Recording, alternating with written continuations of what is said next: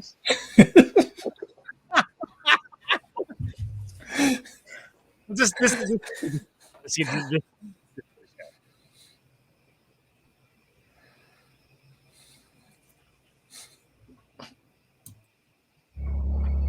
have 13 hours in which to solve the labyrinth before your baby brother becomes one of us forever.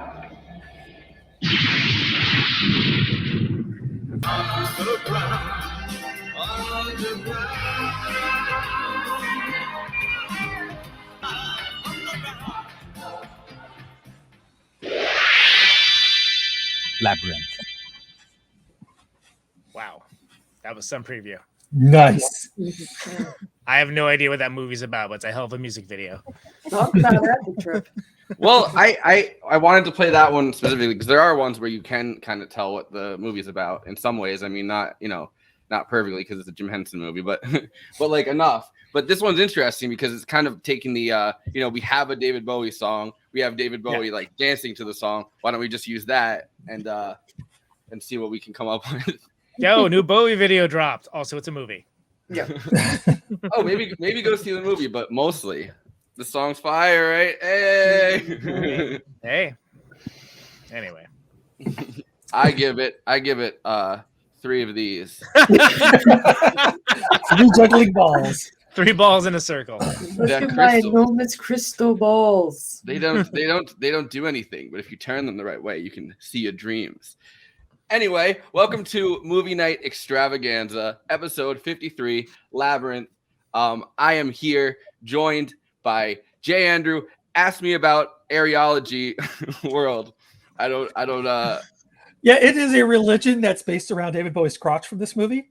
Really? He was posting links about it in the group chat like for a week, or felt like a week anyway. Yeah. Troll T Troll was the founder of my religion here, and it's about how the entire universe is made up of David Bowie's crotch. Well, thanks for coming, everybody. It's been a great show. All right. Also joined by Protonic Reversals and Conan Neutron and the Secret Friends. Own Conan Neutron. Step right up. You've won a crystal. Thank you. Just a crystal. It doesn't do very much. It doesn't do very much. No. I'd like to say I'm ready. I am ready to chili down with every one of y'all. Nice. Kristina Oakes. You know her as Kristina on Twitch. How's it going? It's going good. I'm giving my best Jennifer Connelly performance tonight. We can come on. She was like 15. I know, and I will defend it. But not now. No. Now we're gonna goof on it, but yeah. And of course, we're also joined by Renee Ruin for the first time in a while. Yes. First time in 22. Feeling like right? No, the first time that we were on Twitch was the Murder Night wrap up where we were all here. Yes.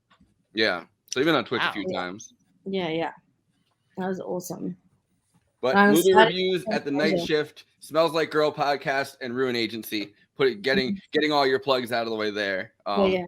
Except for the one that's in her title card, which is Wounds Volume 2. Put it there so that you have to say it. Yeah.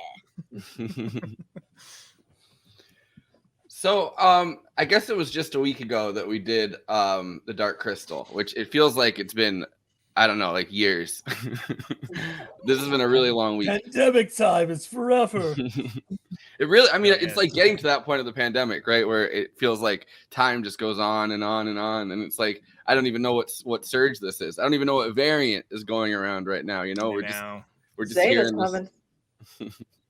But I gotta stop giving them cool names. It's got to be the like cheese dick asshole variant or something. Something that nobody's gonna want to. I got Omicron. Whoa, is that the thing that Optimus Prime gets that like makes him the? Yeah, I mean, Omicron variant sounds like a Next Generation episode. Yeah, the Omicron variant. Yeah.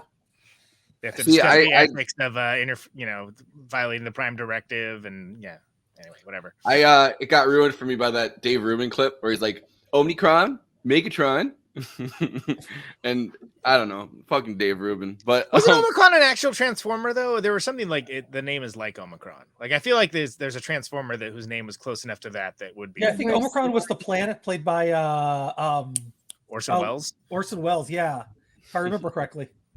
I could be wrong. I've been having flashbacks. I don't want to know if you are. So, Andy. Because of this movie. Yeah, I remember distinctly when we went to go see Labyrinth, we went to the fancy mall, which we didn't usually go to. It was like, and my parents made me dress up to go see this movie, which is weird because like we usually didn't just going to the mall. And like dress up or wear like Sunday clothes, no. David Bowie could probably see you. You know what I mean? So he can see everyone that's watching the movie. So if you embarrass your parents, you've embarrassed your parents in front of Bowie, and they're gonna say, "Oh my God, Hangover, Andrew World's at it again." and then we walked in, and there was this, Lamborghini Countach sitting in front of the mall. And it was like the coolest thing I've ever seen. And I tried to reach out and touch it. My father prevented me. I told all my friends at school I touched it. Like you described, your father prevented you from doing so. I mean, like touching a Lamborghini Countach. It's like touching 1986. It's like like pure David Bowie like cocaine, straight to the brain. It's like when Pizza Hut was cool. It came in the pan, and like you had like the big weird looking little orbs of pepper flakes and Parmesan cheese. And stuff. Yeah, exactly. We're getting to the real heart of the matter of why Labyrinth is great by talking about Parmesan cheese in the big containers. All right, so I wanted to start with this connection because a week ago we met up, we were hanging out, we talked about Dark Crystal. This movie obviously is directly related to Dark Crystal as another Jim Henson project, but I guess it's even more related to it because Jim Henson and his whole like crew had felt like they hadn't quite gotten it with the Dark Crystal. They felt like maybe they needed to have like humans and puppets interacting, and their fairy tale that they told wasn't really the story that they wanted to tell, and that they had something else that they wanted to do. So the project became Labyrinth. And I'm kind of offended because we kind of yelled at everyone last week that said that Dark Crystal wasn't a perfect movie. So yeah. It got real hostile. I rewatched that part. I was like, "Wow, this got hostile quick." I need to rewatch this, but we had a Dark Crystal conversation last night about how everybody loved the show, like the new version, much more because they managed to capture it a bit better. But yeah, I'm sure that would cause wars in the conversation we had as well. I enjoyed an all puppet, story, an action story. I just, but it is true. There's no humans in Dark Crystal, like visibly human on screen. Like it's very much rooted in that fantasy world. Whereas here there is, obviously, he's the Goblin King, but you have David Bowie, and then you also have Jennifer Connelly, who is the the fish out of water, and the audience gets to see it through her 15-year-old baffled eyes. And you have the weird kind of overbearing parents, which I've noticed is kind of a thread in a lot of these movies, right? Like Princess Bride too, kind of. I mean, with the grandpa, like you kind of have like this childhood where the person's kind of teetering on the edge of adulthood and childhood, or like in this situation where it feels like the parents are kind of an overbearing force, so the grandparents are an overbearing force. And in this, I mean, her reaction to the parents is incredibly over the top. And I mean, we could talk about that later on because she's just like screaming at them. And like, I don't know, like the first few minutes of watching this. I know, as parents of teenagers, I thought it was on point. they're like, you can do whatever she's also like a rich, spoiled white girl. Yes. She's recently had a baby brother. Yeah, so, no, that is what it is. It's just funny that she's like, it's not fair. Fuck this kid. I would give this kid up to goblins if I could. And then the goblins are like, come on. And she's like, I'm not gonna do it. And then she's like, no, all right, I'm gonna do it. But Goblin King, take Frankie away. Just kidding. Well, and I love the idea that like there's just goblins lurking around waiting for someone to make an announcement like that. Like they must spend a lot of time idle. Whatsoever. I would have done it so many times as a child if I had known you could do it. I know that was an option. I do it to my own kids sometimes. Goblin King. Goblin King, take my kids away. Even without oh my God, CPS is at it again. God damn it. Well, it's sort of like Calgon, take me away. Goblin King, take them away. It's the 80s, right? Yeah. So all right. So we have two. Oh, you're introducing a clip. Sorry, that was me. No, but so we have two big, human actors, and then a lot of quite literally big, because all these puppets are pretty small in this movie. But but you have two. I mean, Jennifer Connelly starring for her first time in a movie, which now it seems like she's like a frequent Marvel character that appears in and out, and like. Well, she's done one Marvel movie 20 years ago. In a show. Yeah, that was was it like the Ang Lee Hulk or something, right? Yeah. I thought she was in one of the shows, or like one of the. I remember seeing her. Dario Argento's.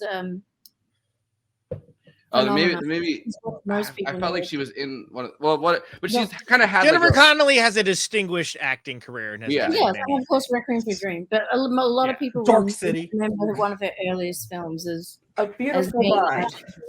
Yeah, which was very young.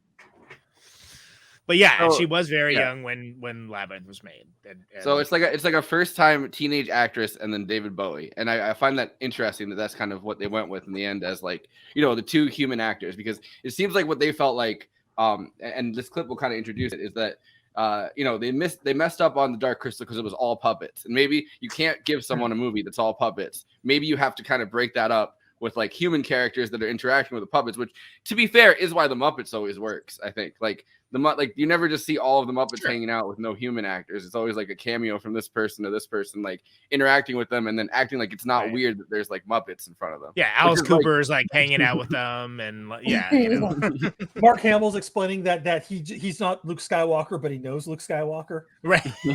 Exactly. Yeah. I guess somebody was talking about how Happy Days came out 48 years ago, like tomorrow or something. And there was the clip of Sesame Street of the Fonzie A, and he literally has the A when he's teaching kids on the. Nice. But that's like some visual humor meant for children. Yep. Yeah. But so this is setting up the connection between Dark Crystal and where they felt like they failed, I guess, or where they felt like the movie didn't work. And I disagree, because I think it's a perfect movie. Where it failed and why it still matters. It didn't fail. I disagree with that as well, but let's hear it anyway. My relationship to the script was really as Jim's son, and I was part of the who should play. This is Sheriff. Brian Henson, that was by the way. kind of a big part, and he was like, "You're 21. I need to know who you wish was playing Sheriff." And I was like, he wanted. I was Sting, like David right? Bowie, and he was like, "Not Michael Jackson." I was like, David Bowie. But I can tell you some of what went on. Brian Froud will tell the story differently, so I'm not really entirely sure. But after Dark Crystal, I do know that the film was received as a little bit too dry, a little too esoteric, and that people basically came out of Dark Crystal going, "Wow, it's fantastic, but where's that Henson? Where's the zany?" People always say zany, and the Muppets. Really, my dad's work was never zany. It was kind of wild. There was a bit of a calculated abandon to the energy. But so that was the idea. Was what the imagination that he was applying to Dark Crystal? Can we do that? But can we have the funny back? Can we have all that back? So the story, the basic idea of the story came from my father with Brian Froud, and the idea of the Sarah, the lead, struggling between being a child and being an adult, and wishing she was an adult, but when she's treated as an adult, how it backfires, and all of that was sort of gathering momentum. And I was doing other movies at the time. When I first went over to London, I was working for a few different people. Speaking of which, a prior Movies We Love was Return to Oz. Yeah, Return to Oz. I did before this, which is great. And I kind of forgot about Return to Oz. I will say it was. I love Return to Oz. Return to Oz is so good. It was playing at a club that we did a show at, film. like in the front bar. And I was like, "Oh yeah," and like the sound was off, but the subtitles were on. I was like, "Wow, this is like visually the like dark, kind of like the little weird gothy kids version of Wizard of Oz." Yeah. Yeah, the visuals were like, I was like, "This is like this the is pretty Asylum and the ECT, and just like what." I remember they actually projected it in my elementary school. It was really impressive. We've talked about this before. Yeah, no, it was. We've talked about it before. And we're gonna keep on talking about it until morale improves. No, because I told the story that I remember. I didn't know that electroshock therapy existed, and I watched it as a kid. Whoa. Like, What? I watched it when I was way too young as a kid. Like, I was like a little kid, and I expected it was going to be like Wizard of Oz, and I went right into the electroshock therapy scene where honestly, it kind of feels like when you're watching Labyrinth, you had electric shock therapy, considering how trippy the movie is. There is a scene when she's walking through the maze, because me and my housemates rewatched it last night, possibly on brownies, and got ourselves some extra perspective. And as she's running through the maze, there is a scene where she grabs some mushrooms from the wall. Yeah. It's like, so she's there a little high. Well, and to explain some of the more crazy ass things that she's seeing. I think it's interesting though that they were like, "Hey, why not Michael Jackson at first?" Yeah, exactly. The movie would not have aged well with Michael Jackson being like. This is why we're talking about Labyrinth and not Captain EO. Yeah. So bland. Yeah, it wouldn't. Jackson, you get away from her. Just get away from her. Yeah.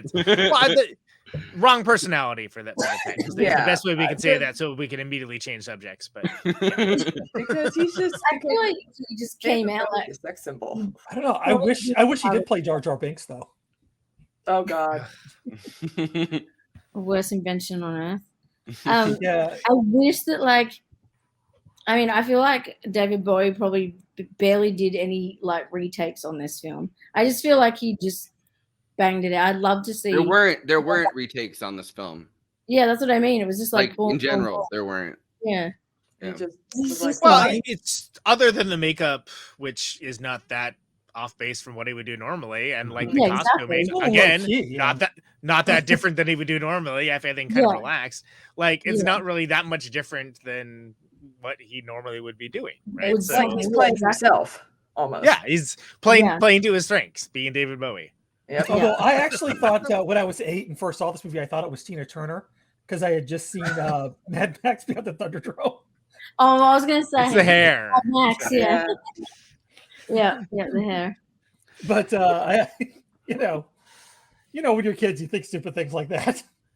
Well, so the reason that I kind of interrupted to say that it was well, you don't have to know why I interrupted. I always interrupt. But the reason that I interrupted to say that there weren't retakes in general is because I guess famously Jim Henson did not want to do retakes, and it was like a big deal. Yeah.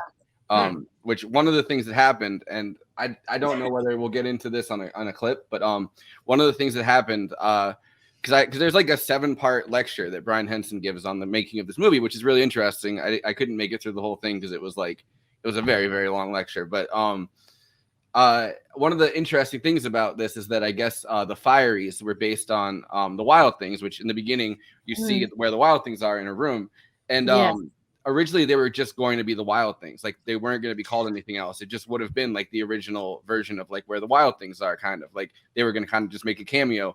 And I mean, you know how much Jim Henson loves cameos. So but then I guess Maurice Sendak saw the movie and he was good friends with Jim Henson and was like, "Oh, I don't like this movie. I don't want my Wild Things involved with this movie." I have so much material in the Fireys. I don't know if we want to do it now. If you want to, you're running a clip that's with this, or should I bring some of this up now? Because you can bring some of it up now. I wanted to. Well, so the name of the song. So even though it's not sung by David Bowie, it's written by David Bowie. Yeah, it was called Wild Things, and it's very much a David Bowie song, especially if you get to the down to the fire gang. Like when he gets to that part, it's absolutely sounds like it could be just next Moon Age Daydream or something. So it makes sense.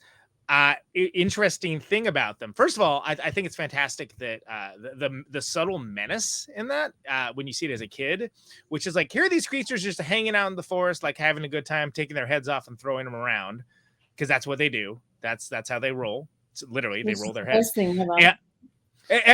But they're like, "Oh, well, you're hanging out with us. You're getting down with the fire gang. We have a song about this." And part of it is you take your head off and throw it around. "Oh, you can't take your head off? Oh, well, we'll do it for you." And it's oh my God. So that's kind of the subtle, you invoked Grimm's fairy tales for us for one of the previous episodes, like kind of thing of like they're not like trying to be mean or like evil. They don't get it. Like, why wouldn't you be able to take your head off and throw it around? Oh yeah, hey, you can't throw someone else's head around. That's against the rules.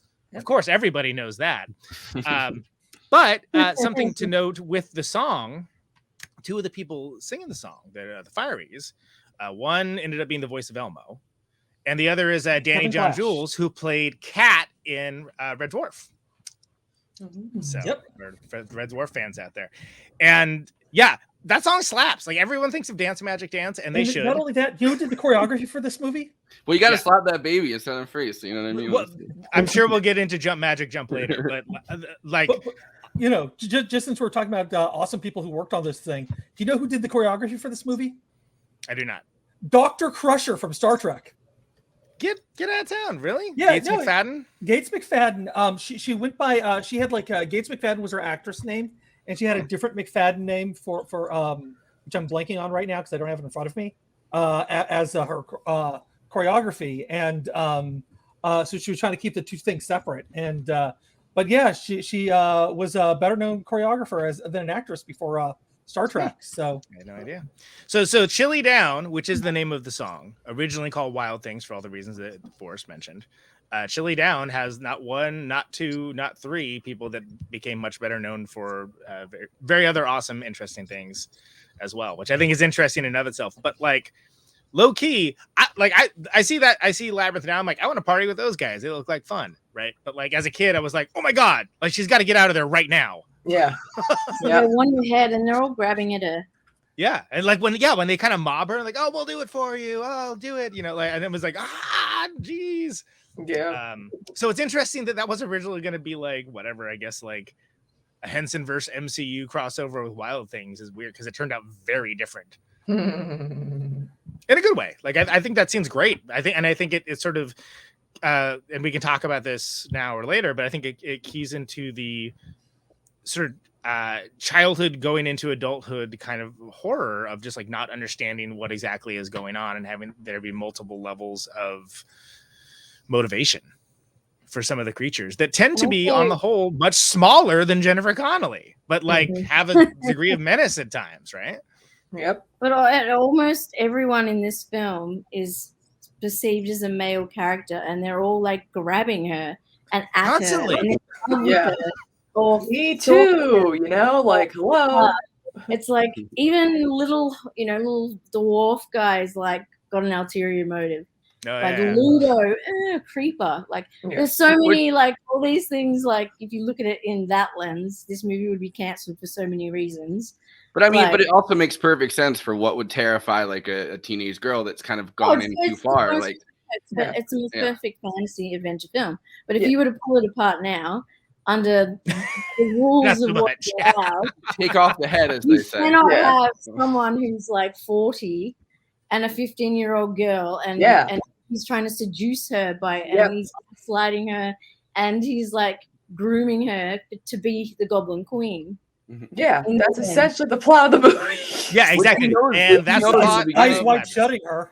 Yeah, she knows that in the beginning of the movie too, because she says happening as well that like would so not go down now.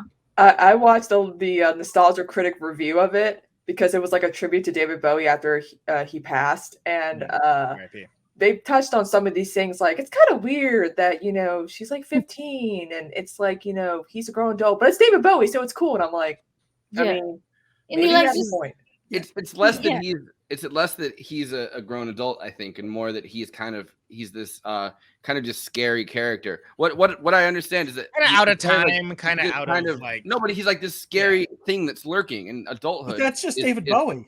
Yeah, again, that doesn't work as Michael Jackson at all. It's terrifying, and she realizes that like her sexual awakening during this time period and the situation that she's thrown into are things that are, she can navigate them, but they're far more intense than what she was ready for or what she thought adulthood would be. And in that way, like David Bowie kind of being this goblin king that's like trying to kind of possess her and keep her there and make her obey her, she realizes this other force, I think, is lurking in the shadows. And I don't know if I clipped this because I like clipped a bunch of them at once, but there's one thing where they're talking about David Bowie's cod piece, like the his bulge. And at one point the bulge was going to be like a massive bulge that he was going to carry around with him because Jim Henson was like, wow, actually, I think a teenage girl would find that absolutely terrifying. And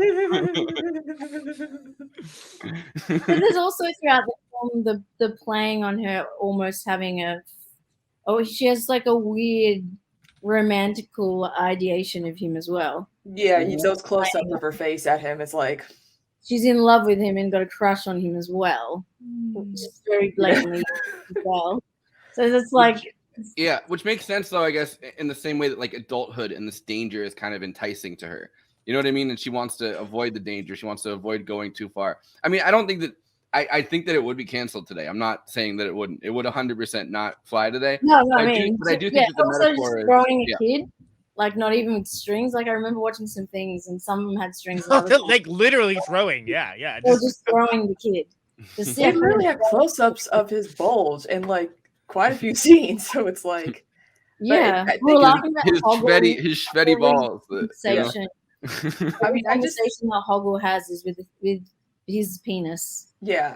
Like I just feel like because it's David Bowie, he's so beloved that some films where like we have a self-awareness of like all the different angles and like where certain like we have an awareness of the different angles. Don't worry about that.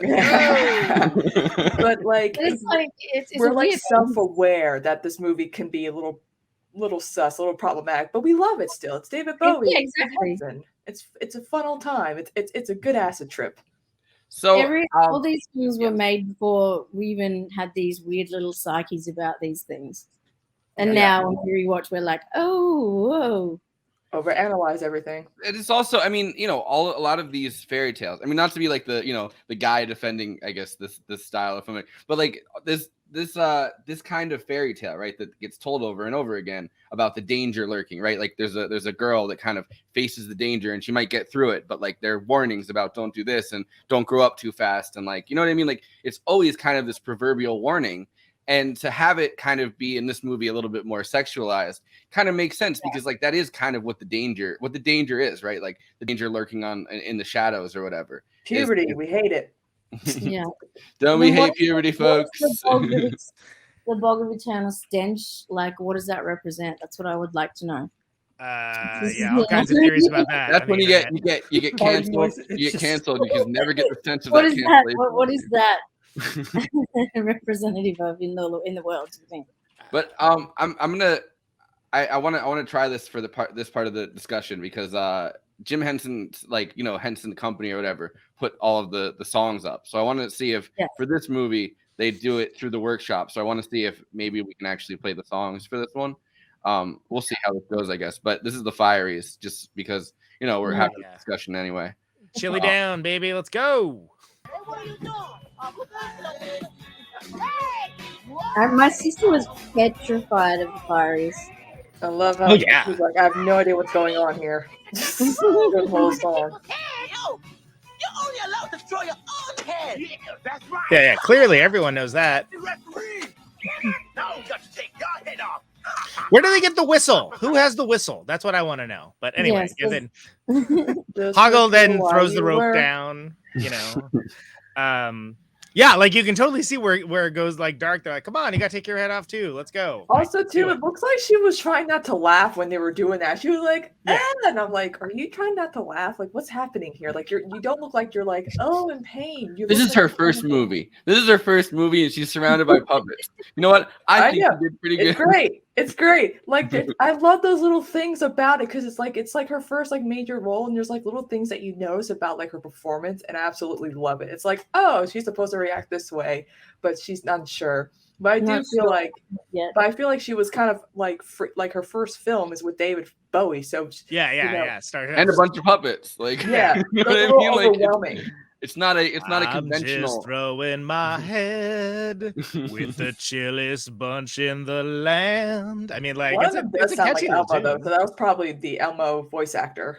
Yeah, well, that's exactly it. So one of them is Elmo voice actor, one's Danny John-Jules, who's Cat in Red Dwarf. Kevin Clash is legit funny. I saw him on an interview talk show in England, and he's just like, as Elmo, and he's like, we're not laughing at you, Andy. No. I see the comment. That's what's kind of threw me off there. But he's doing the thing as Elmo, and he's like, Elmo tried wasabi last night. That's why Elmo has no eyelids.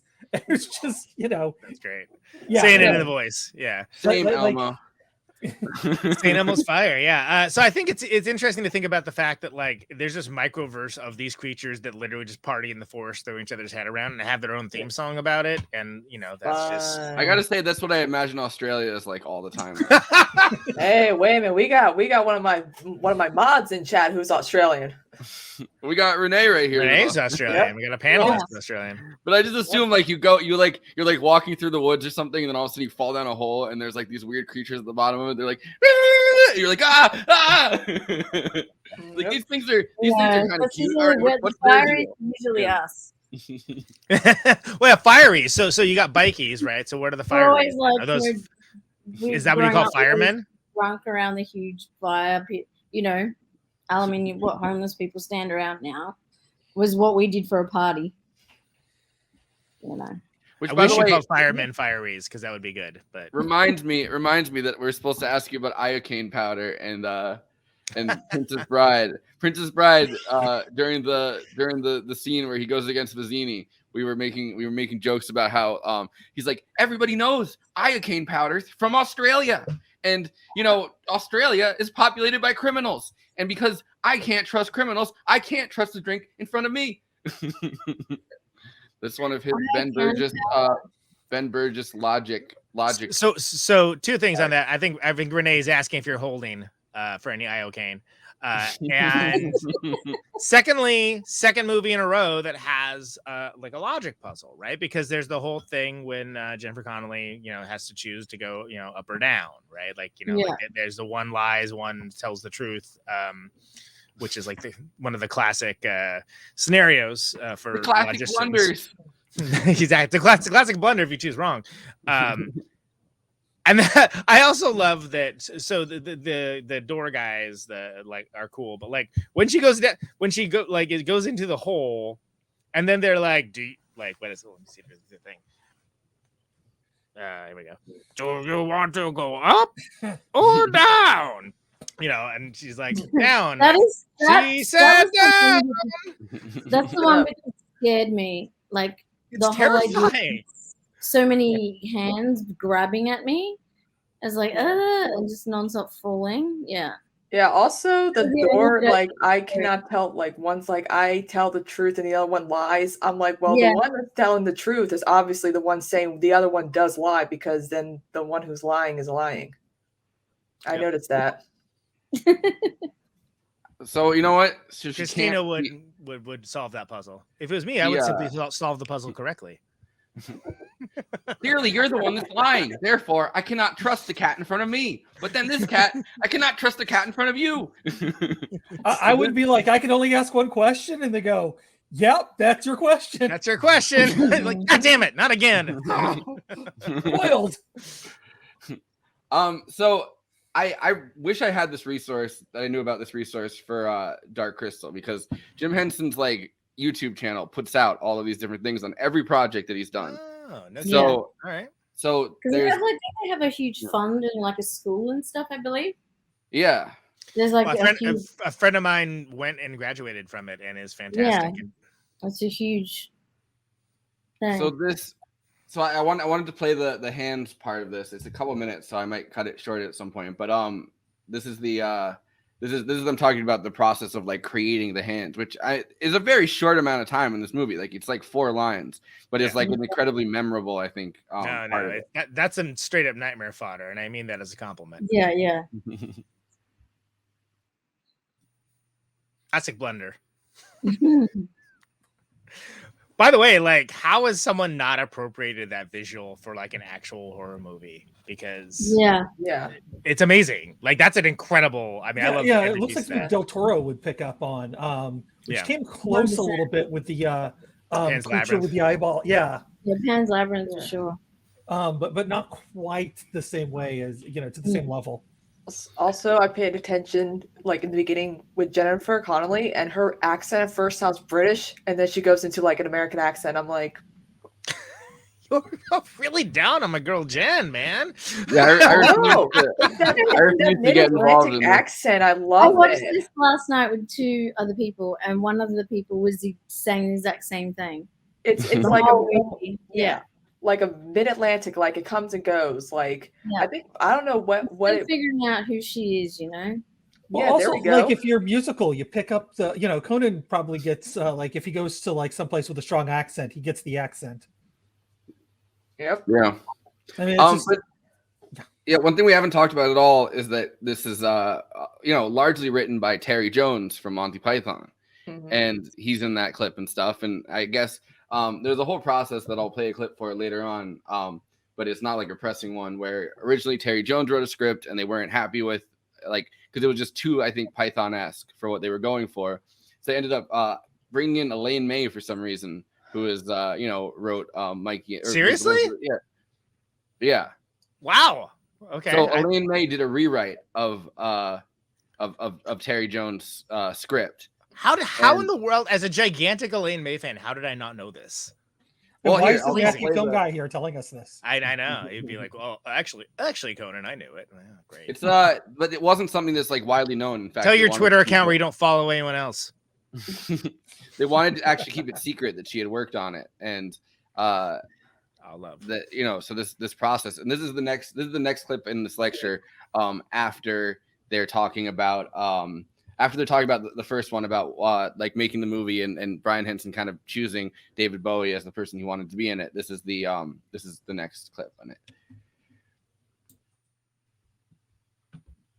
And on Labyrinth, so then my dad went to Terry Jones, who's a huge fan of all things Monty Python, and had basically all those Monty Python guys at some point had done something with the Muppets, and Terry really wanted to do it, and he wrote a really funny script that everyone loved, that had story problems, I guess you could call them problems, story weaknesses, and I still think the film today has story weakness. As I watch it, I feel like there is weakness to the story. So, but Terry came in and he did a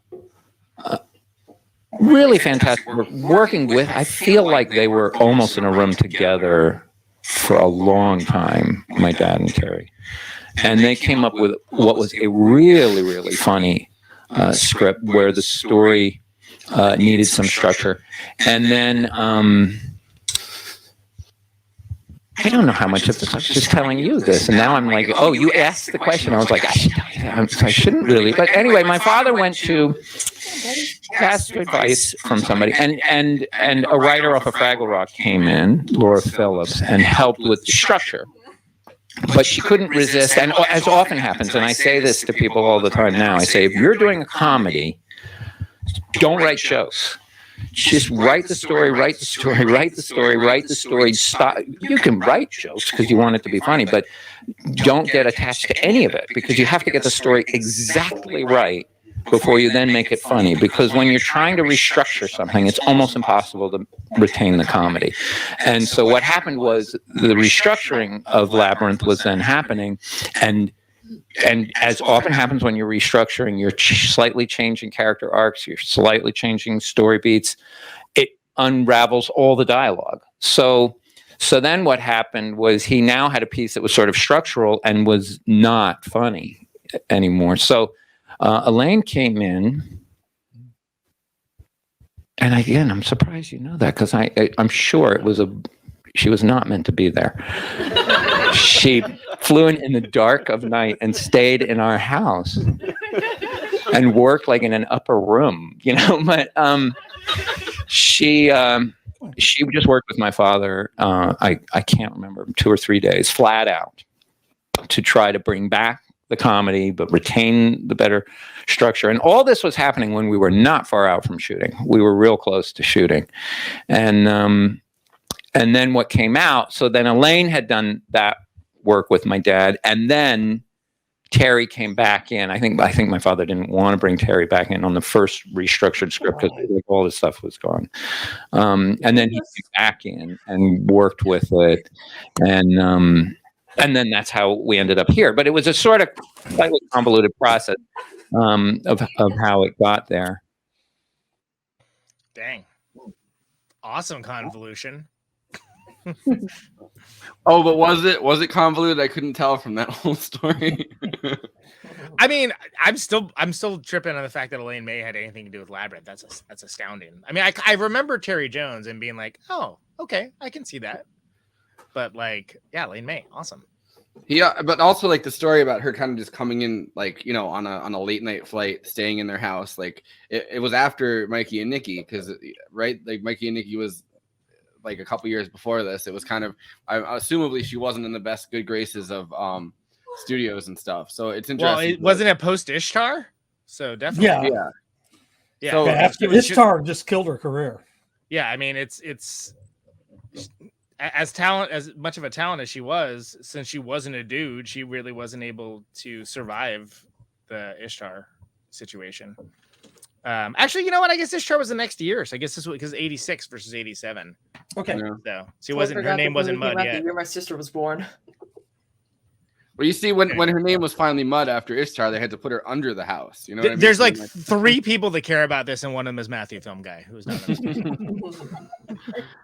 But no, so I find it really interesting though that there was so much work done on it, and like a lot of the characters, like the side characters, like the almost NPCs, I would say, in like today's terms, with like, you know, like the side characters you meet that are just like doing their own thing and like kind of just give you random bits of information that might or might not be helpful throughout this movie. They're all very Python-esque. Like they're very like, yeah, they're all like, Monty Python inspired. Like think about when she like marks the chalk on the stone and the little critters yeah. Like, and it's like, what is that guy's or I shouldn't say, I love the little slug.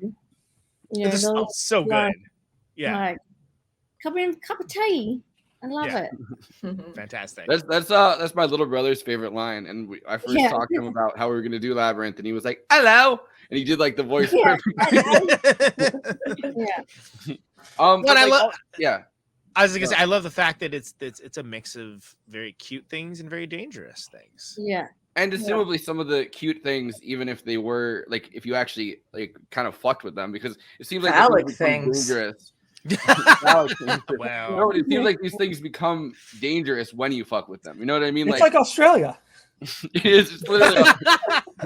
It's like, yeah, I mean, a koala bear will rip your arm off if you're not careful. Sarah goes down under. Very they will rip your throat in a matter of seconds, but they are adorable. Like the worm character though, saying like the hello, like whatever was gonna happen if she had taken his advice and gone and seen the misses, like you could assume that would have also been something terrifying. Like, you know what I mean? Like he's trying to convince her really hard, like, come on in and have a cup of tea and see the misses, and it's like, but what the fuck was that gonna, like, there's so many threads in this yeah, movie. What would have that side quest have looked like? You know? What mortal danger would have put Jennifer Connelly in? So what you're saying is you want a video game of this where you can play that. Where you can go in and see. I kind of think his missus would be like the wife, you know, of the scientist in Neverending Story, like the little bumbling. Yeah. I was just imagining like Mr. and Mrs. Beaver from Lion, Witch, and the Wardrobe. Oh yeah. That works too. Carol Kane and Princess Bride too. You know, but he's kind of hectoring him. He's kind of Cockney English though. He's not posh English. Yeah. You know. Yeah. I think a lot of discussion about one little worm. Yeah, but yes, he's great. he looms large in the pantheon of this universe. Agreed. But that's the power of Jim Henson's like puppetry. Is it such a tiny little character? So many people remember that particular character. Yeah, and he would have his own spin-off show if this came out today. Yeah. Worm says hello. I would watch every episode of that. I think this that worm guy on Disney Plus kind of takes you into a similar like, it feels like when we watched The Dark Crystal, it's kind of inspired by this Joseph Campbell like mythology, good versus evil, like very black and white, like, you know what I mean? Like, these are good characters, these are bad characters, these bad characters are in a power struggle with the good characters. Like, this movie feels a lot more Alice in Wonderland, and I mean Wizard of Oz as well, but like Alice in Wonderland inspired, where you're kind of brought into this weird trippy world of like everything kind of being upside down. So Australia. And like this with like the strange kind of like that yeah. mixed with Return from Oz, and then mixed with just you fallen into an Escher painting. Yeah. Well, literally, literally, they literally did that.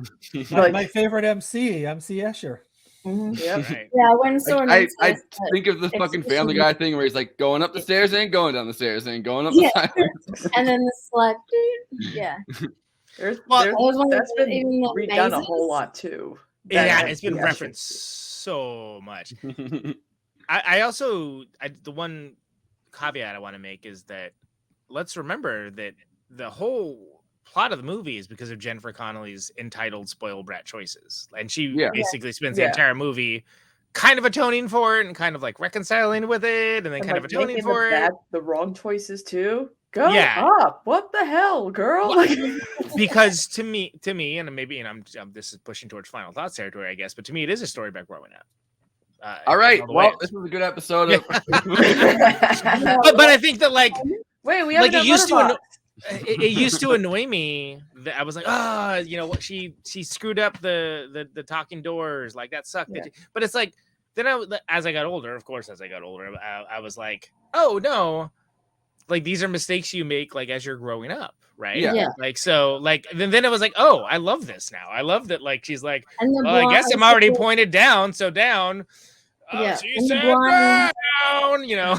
But she also, Glenn Greenwald gives herself so much credit for these, like, whenever she makes the right choice. She gives herself so much fucking credit. And it's like, Jesus Christ, like, I made the right choice. I'm finally getting this. And it's like, just... Get through the labyrinth first. Yeah. Talk to me after you're out of the labyrinth, chick. Come on. What were you gonna say, Renee? Sorry. Oh no, I think I was just saying, like, yeah, she just each time she just has a blind naivety where she just is really innocent and just believes everything and doesn't even listen clearly. Like when the worm's talking to her, it's quite clear that he means go the other way. And yet she's like, and goes the other way. And you're like, she just this blindness and kind of really innocent nuffiness about her. I mean, he did say never go that way. And then she leaves. Because that'll take you straight to the castle. Yeah, exactly. That is one of the funniest throwaways. Because it does feel like you're watching somebody else play a video game, like almost. Like, you know what I mean? Like they're making decisions and you're like, I don't know. Yeah. But then she immediately falls. There's the one where she talks to the guards again. Like, she's talking to the guards, and then she's like, "I finally get this. I got it," and falls immediately down the helping hand. And like, exactly. It's incredibly satisfying to be like, "No, you don't get it. You clearly don't get it." Yeah, you thought. That's not gratitude. When I was a teenager, though, my mom would always be like, "Listen, you need more gratitude. You need to be more thankful for your circumstances." So, like, it does resonate watching this movie, and kind of that is like an ongoing theme throughout this. Constant failure. It's like, do you really want your brother back? Like, do you realize what you've lost, the stupid mistake you made? Now you're gonna make up for it the whole way. Yeah, she fucked around and found out. Infuriate yourself. She said, "Please take my brother," and they took the brother. I didn't mean literally. Like, why aren't you crying? She's turning the light on. I was like, because you wished him away, dickhead. Yeah, like, you don't remember your actions from 5% of his family. Yeah. I don't get no respect at all. My brother doesn't give me no respect. Sometimes I wish goblins would take him away. Oh no, wait. Oh, what'd I say? Like, I regret all my choices immediately. Like, what do you think was gonna happen? This is a movie where Goblin Kings exist. Like, come on. The dude was just in your room and like about to come in. He's just like, yeah.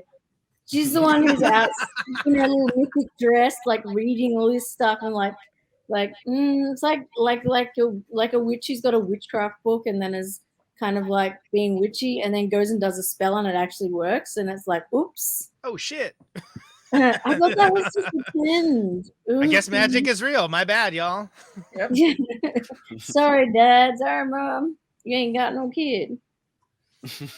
I do think it's funny that like the goblins spend an extraordinary amount of time basically Monty Python commentary. The child. The scenario. Well, that too, but just like and dancing like, with Muppets.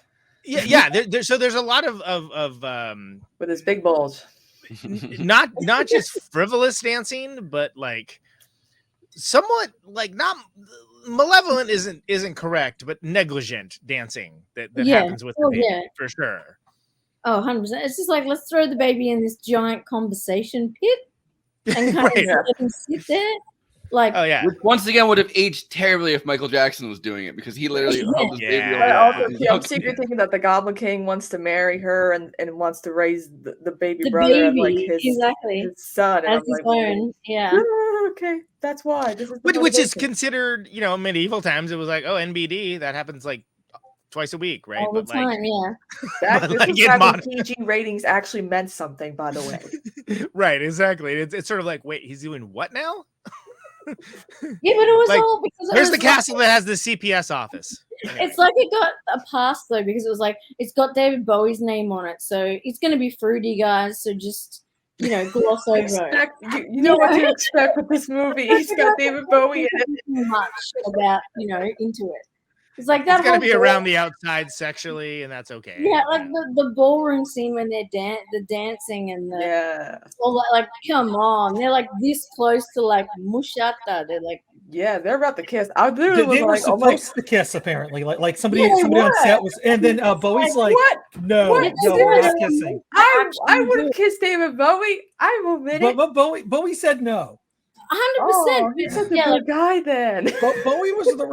Bowie made the right call at that moment. Yeah, because that would have definitely gotten that movie canceled. So yeah, good job, sir. People still trying to cancel it now, but that would have definitely done it. I mean, he fucks 13-year-old girls in real life, but he can't kiss a 15-year-old in film. Yeah, exactly. But at that time in his career, he was so popular. If he had have kissed a girl, it would have ruined him. I feel like the thing almost back then is if you were like a rock star and you were like famous or something, you know what I mean? Like, and you were like good looking, you could kind of get away with it. But if you were like exactly, he was part of that whole rock scene. Like the girl that ended up dating Roger Plant, he gave the girl that he was dating to David Bowie to break her in. That's a pretty dark lost period. her virginity, to David Bowie, and then she stayed with Robert Plant afterwards. Yeah, people love to talk about that stuff. Jimmy Page, but yeah, people really like to bring that up, and it's that entire 70s music realm that was all just how it happened, and the groupie things and all that. Pamela DeBar. There's a sexual revolution going on at the same time, which is kind of when I guess the mores of that kind of stuff are down anyway, from kind of this being like an experimental time in general. Like a lot of the girls from that era were willing participants and still maintain to this day that they were not groomed but chose to pursue that, which is a different scenario to how it works now. Yeah. Yeah, it's different from R. Kelly. Not for nothing, but the boy group Hanson of the three brothers who did Umbop, they all married groupies. They all married their groupies. I saw that. Yeah, they all married fans that they met backstage, and I'm like, good for them, I guess. Never say never, girls. It could happen. Yeah. I mean, you can still do that. You can still do that if they're news the other day, Jennifer, and I was like, shit. I think I need to get some concerts I hope come up soon. But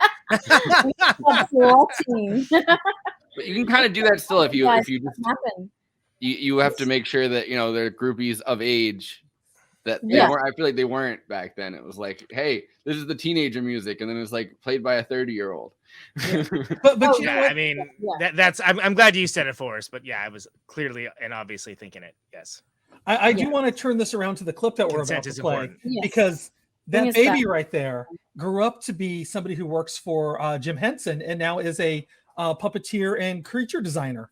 Does a lot of sculpting and stuff. Yeah. I know you're going to have a laugh and say that baby grew up in his Glenn Greenwald.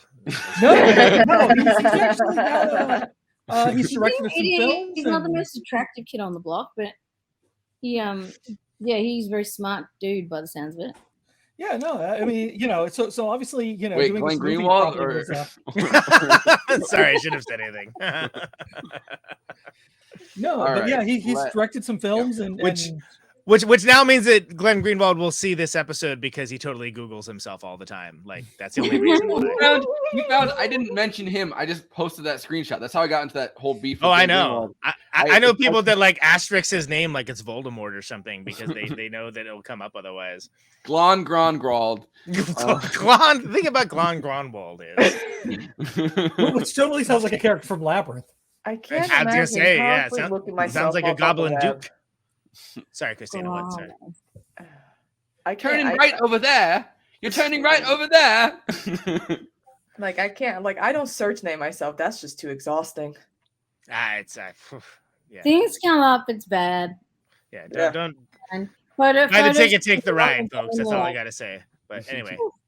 All right, let's watch some Magic Dance. I love this song. Well, everybody loves this song. This is like the song, but still, like, I don't know. It's been stuck in my head for the last week. Fantastic. Jump, Magic, jump to the cliff.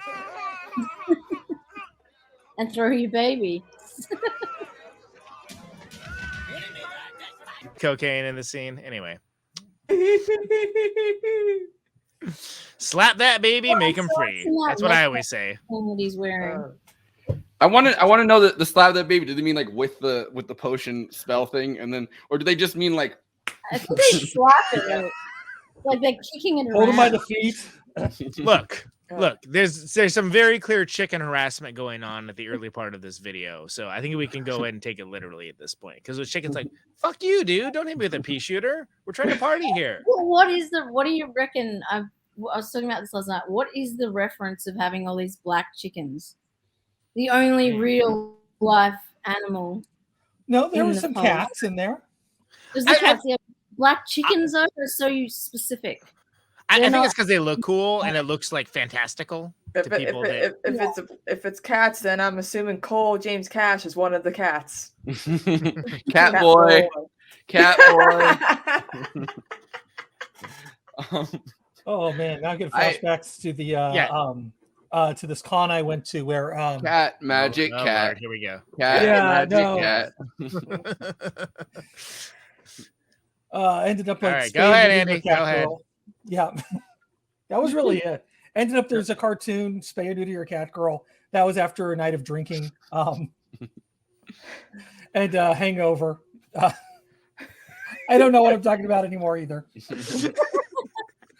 This is what happens when we make the wrong choice and we let Andy keep going with the story. Instead of cutting it off, he's like, "Oh fuck, I didn't actually have a story." There is a story. I just don't know how much. It's a long story, and I'm just like, you slapped the baby, you made him free. There you go. That's the story. There we go. Yes. Yeah, there was also a copious amount of alcohol the previous night, but yeah, exactly. It all worked out. Oh, we're gonna watch it again? Okay. No, this is David Bowie talking about the process of recording. Oh, okay. All right. And it's a couple minutes, but I was like, it's a bop. I'll listen to it again. I mean, I think I remember to mute myself, but I was singing along for a while. Hopefully, I remember. You weren't muted. Oh, okay. Well, good tune. Fuck you. It was fun. I think everyone appreciates this song. No, 20 wow. years I come back to working with Moans. Apart from being quite beautiful, she's a really good actress. And she's a pleasure to work with. Beautiful. One forgets that she's just 14 years old and she's really very mature. Mm-hmm. And it's a big strain of film like this. And every day without fail, she was on form. And she's absolutely thing to meet. I think MTV has subsequently become a proving ground that people will watch music and action for considerable lengths of time. But I think there's a certainly opening up. Oh, they will. They will watch music and action for a the combination length of music and performance. Of the 5 songs that I was asked to write for this film, one of them was the title track. One live underground, one live underground, one live underground. And the one nobody remembers, right? I'm living underground. Obviously underground, because just from the little trip that she makes through the tunnel of hands took me into the underground. So I set that as the sort of area for the song.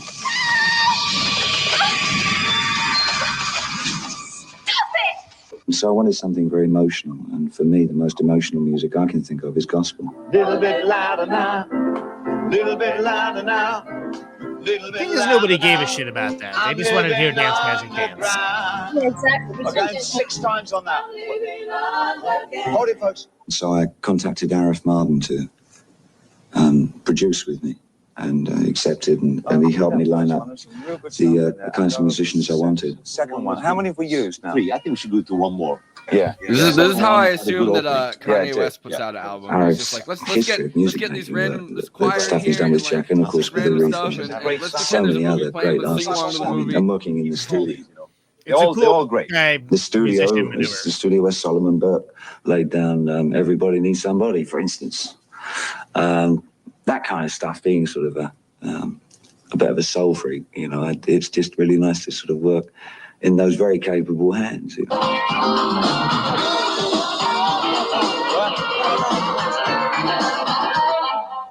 It's fabulous. Near the end, especially, is really great. Yeah, Albert, that's great. You know, you're playing like shorter bits in front. Yeah, you're just playing like every now and again you drop a lick in. Yeah, they can be more kind of with a bit firmer. I really wanted a guitar player who wasn't used to a studio approach, and Albert works mainly live gigs, but he's got a history of 50 years. And it's the song that nobody listens to. Yeah, he's doing and now. as fascinating as Very this is, savage, nobody gives a rough, fuck about this song. Yeah. aggressive sound, which goes against some of the maybe superficial slickness of the synthesizers. He's one of the newer blues players, but he's. I mean, I could watch that stuff all day. I mean, David Bowie's one of my favorite artists of all time, and there's something actually his skills as a producer, meaning as a musician style producer, not like Tony Visconti, who's actually doing the engineering and stuff, are actually wild underrated. And Iggy would be the first one to say that, Iggy Pop. That said, I don't give a fuck about that song. But like, you're on a first name basis with Iggy Pop. He's still a bucket list Protonic guest, so we aren't first name basis yet. But I mean, you know, as opposed to like Iggy Azalea, I don't know. Like, but I will say, I think it's funny that he like spends all that time talking about like those songs when it's like people care about like Dance Magic Dance, then Jump Magic Jump, which isn't the same song, and then Chili Down, and then nobody cares about the rest of it. Yeah. Yeah. And I say that as a fan, and like, dude, I even love a lot of the 80s, like Modern Love is a bop. Like, I like a lot of 80s David Bowie. Some of it is just reprehensible ear cancer, but like, you know, good on him. The cocaine flowed freely. We were having a good time. I get it. Yeah. I mean, overall, weakest part of his musical catalog, but you know, not great. Like, it's sort of like Outsider when he started working with Trent Reznor and stuff. Like, there's kind of a bit of return. But point of fact is that I love that one actually. Yeah, mine was prior to that. Yeah. So speaking to the clip of which we spoke over at length. Yeah.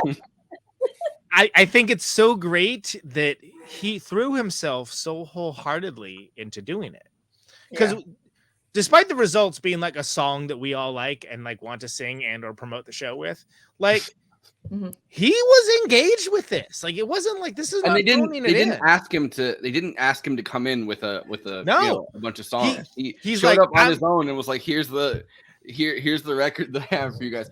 I think this is cool, and I'm gonna make something cool for it. And you know what? Like, if more artists felt that way, like, I think that.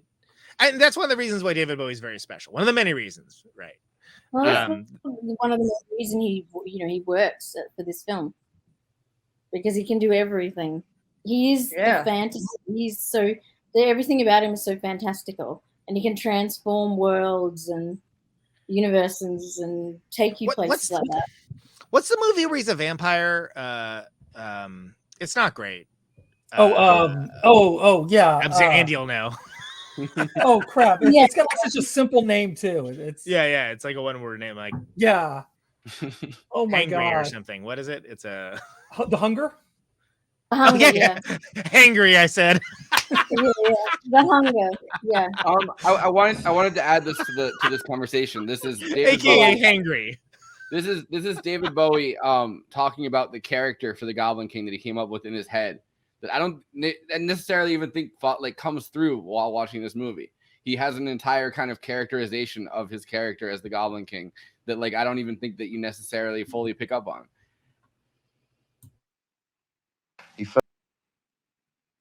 I mean, that wouldn't be the same if it didn't have that just sharp rat-a-tat kind of delivery, right? Yeah. But also, you don't necessarily think about him being kind of a reluctant leader, I think, within this world. But then once you hear him say that, you can think about when he looks insanely bored when Magic Dance starts, and he's sitting he's sitting like this, and they're fucking with the chicken, and he's like, no, I'm only laughing because they are totally fucking with the chicken. Yeah, they're fucking with the chicken, and nothing is happening in this world. Everything is ordered.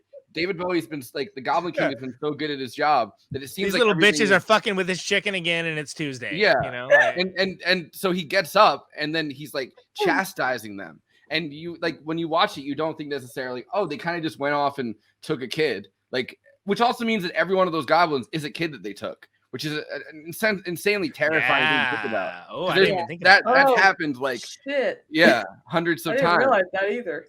I didn't get that from a thing. I just got that from him saying that. And it's oh, they've taken another baby brother. All right, so now we have another fucking kid to deal with. Another person's going to come looking for their kid.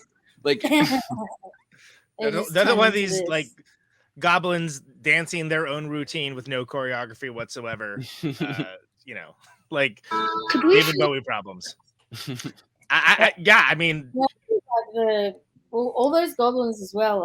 The artist he was talking about, Brian Froud, who actually made a book in 1978 with all these goblins, fairies, and whatnot. That's where all of them come from, and it's really interesting if you go back and look at the original drawings. They're almost identical. I didn't know that. Yeah, so all the puppets are made. Brian Froud is the guy's name who's the illustrator, who the goblins are made after. I'm trying to wind Andy up right now. By the way, I didn't know that. No, nobody ever mentioned that to me. Yeah. Shit! I had this book as a kid. Yeah, one of my one.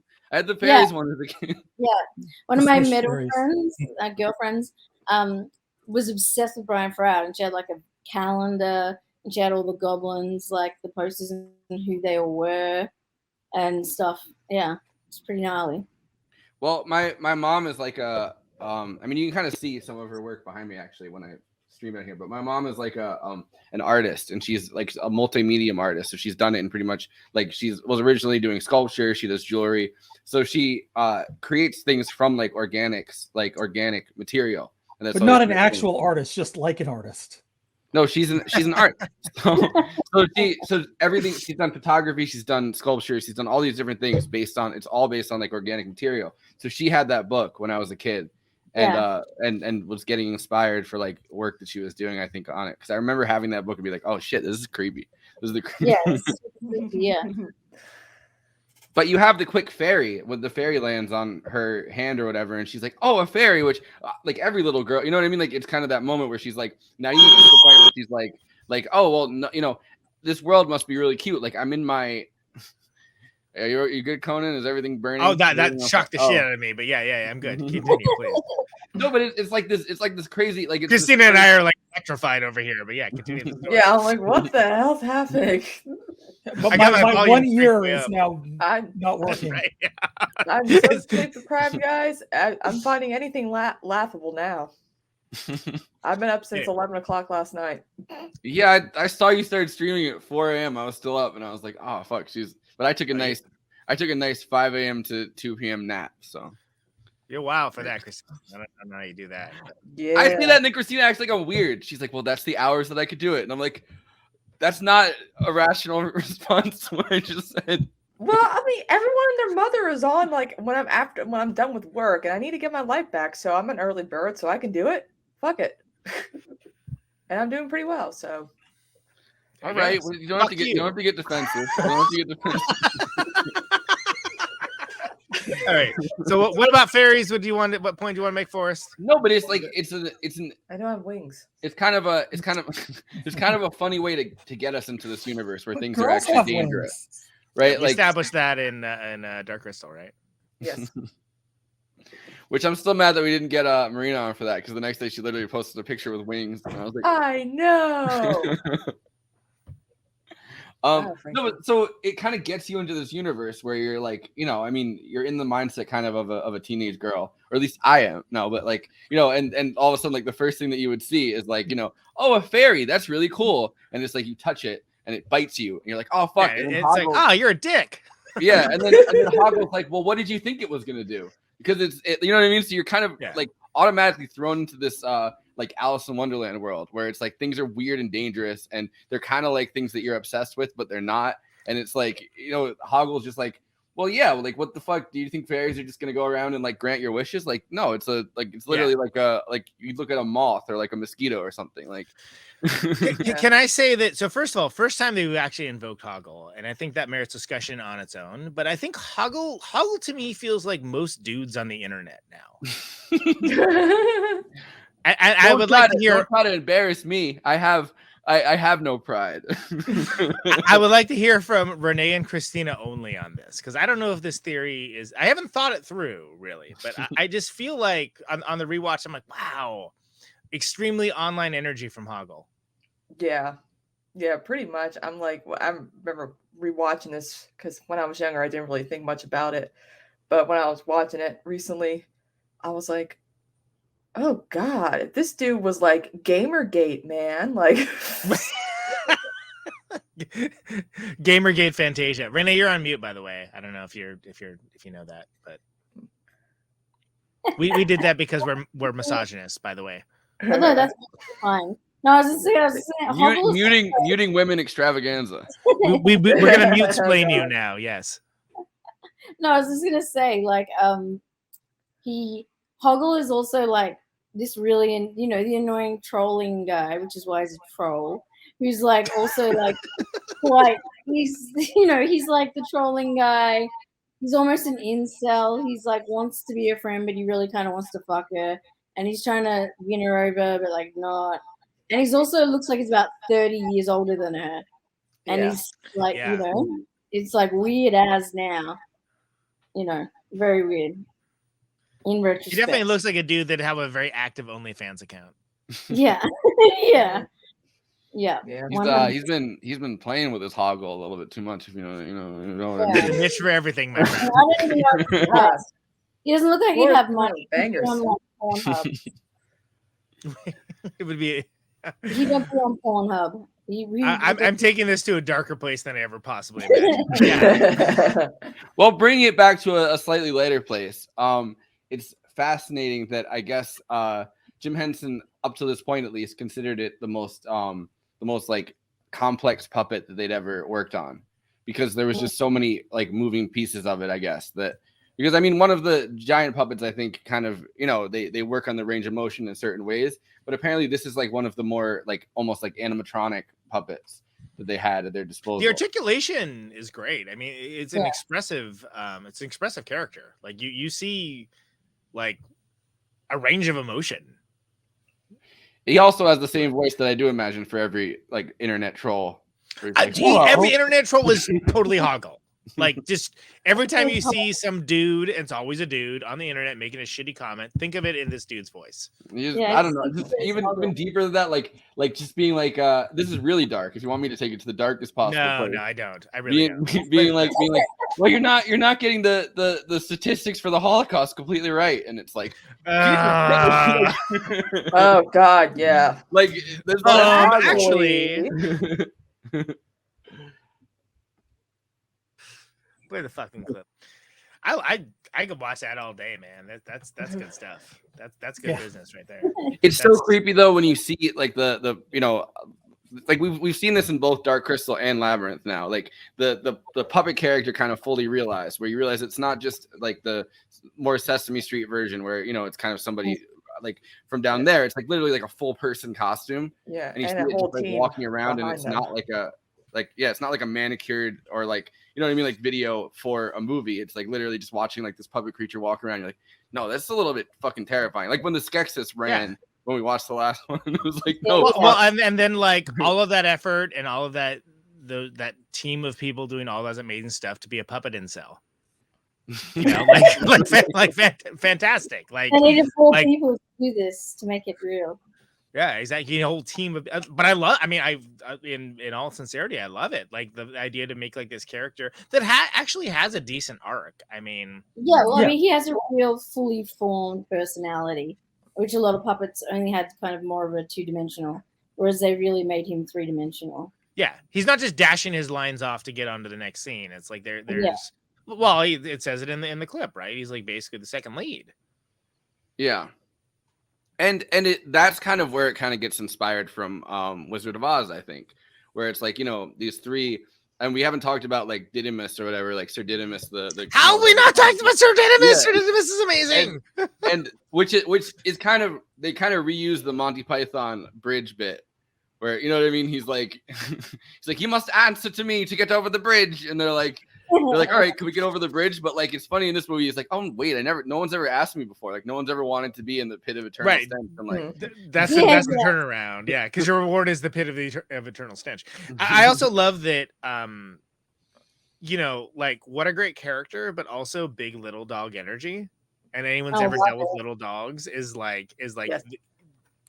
It's the best and worst of like little dog energy, and I fucking love that. It's the best representation of a little dog in film. Mm-hmm. Yeah. That's because I haven't taken my video of Audrey growing up, where she literally jumps on the back of dogs that she finds on the rail trail outside. Well, but I mean, think about the fact that like Didymus is like he's got like kind of an outsized Don Quixote style sense of importance. He's always like he's fearless in a way that like you really should be afraid right now. Like you're in mortal danger, and he just has no fear whatsoever. He's like Inigo Montoya, but like as a dog character, as like literally just that because he's like so good at like fighting as a yappy dog. Yeah. Yeah. But then you have the bigger dog that's like just dumb and useless. Who's the steed? Like you have a dog literally riding another dog. Which is that's what Audrey does all the time when she finds bigger dogs on the rail. But it's she tried to ride a pit bull the other day. So it's the classic Goofy versus Pluto thing, right? Yeah. I wanted to say my name is Inigo Montoya. You stole my collar. Prepare to die, but I don't know.